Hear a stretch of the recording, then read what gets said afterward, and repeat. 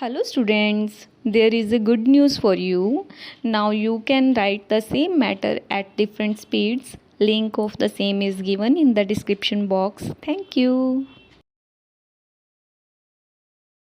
Start. The fact that gave rise to the reference may be briefly stated. Stop.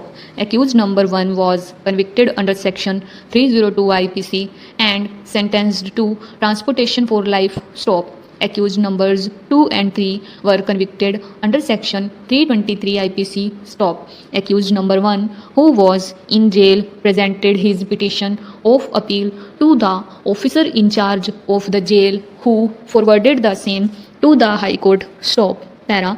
During the summer vacation, the learned judge dismissed the said appeal summarily under section 421 Criminal Procedure Code. Stop. Subsequently, on 23/6/1955, all the accused filed another appeal. Stop. The question is whether appellant number 1 was entitled to file another appeal, notwithstanding the fact that his appeal presented through the jail authorities was dismissed summarily. Stop. Para.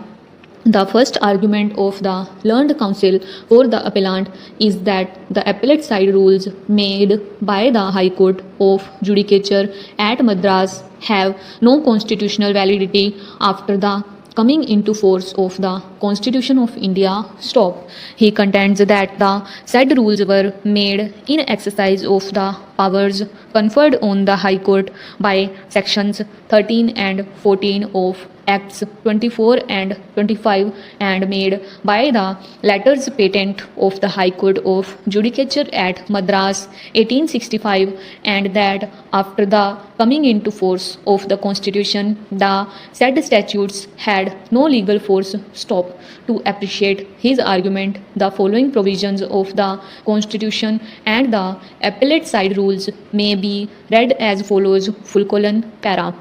The following rules and orders are issued under the powers vested in the High Court by sections 13 and 14 of Act 24 and 25, by the letters patent of the High Court of Judicature at Madras 1865, by the Code of Civil Procedure, and by the Court Fees Act, and may be cited as the rules of the High Court Madras appellate side. Stop.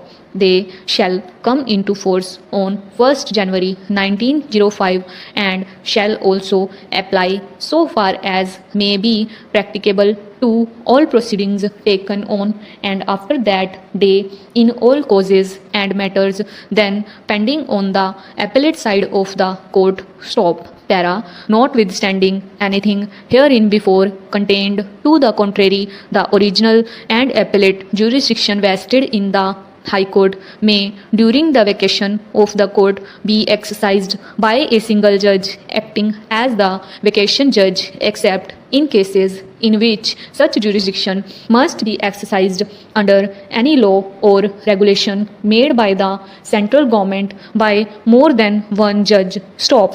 Para. Notwithstanding the repeal by this Constitution of the enactments referred to in Article 395, subject to the other provisions of this Constitution, all the law in force and in the territory of India immediately before the commencement of this Constitution shall continue in force therein until altered or repealed or amended by a competent legislature or other competent authority. Stop. Para. For the purpose of bringing the provisions of any law in force in the territory of India into accord with the provisions of this Constitution, the President may by order make such adaptations and modifications of such law, whether by way of repeal or amendment, as may be necessary or expedient, to provide that the law shall, as from such date as may be specified in the order, have effect subject to the adaptations and modifications so made, and any such adaptation or modification shall not be questioned in any court of law. Stop. Para.